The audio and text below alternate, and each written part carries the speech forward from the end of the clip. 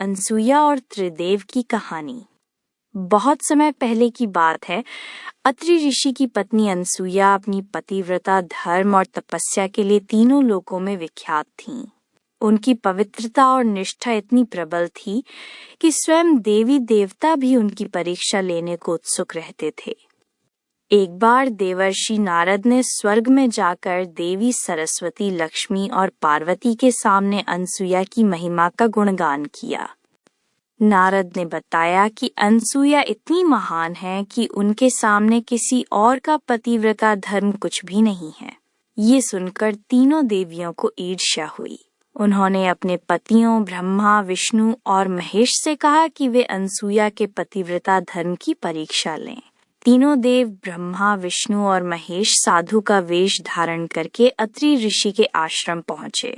उस समय अत्रि ऋषि आश्रम में नहीं थे, अनसुया अकेली थीं। साधुओं ने अनसुया से भिक्षा मांगी, लेकिन एक विचित्र शर्त रखी।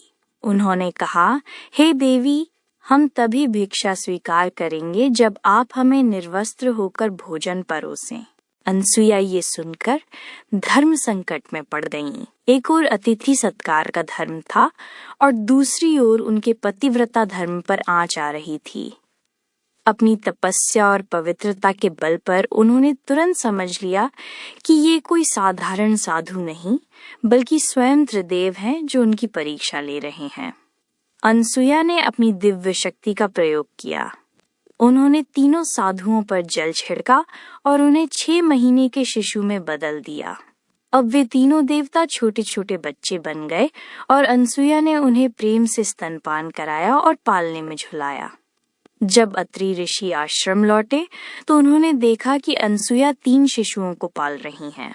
अनसुया ने उन्हें पूरी बात बताई। अत्रि ऋषि ने भी अपनी तपस्या से ये जान लिया कि ये तीनों शिशु वास्तव में त्रिदेव हैं। इधर स्वर्ग में तीनों देवियां अपने पतियों के वापस न लौटने से चिंतित हो गईं। नारद मुनि ने उन्हें सारी बात बताई। तब तीनों देवियां अनसुया के पास आईं और उनसे क्षमा मांगी।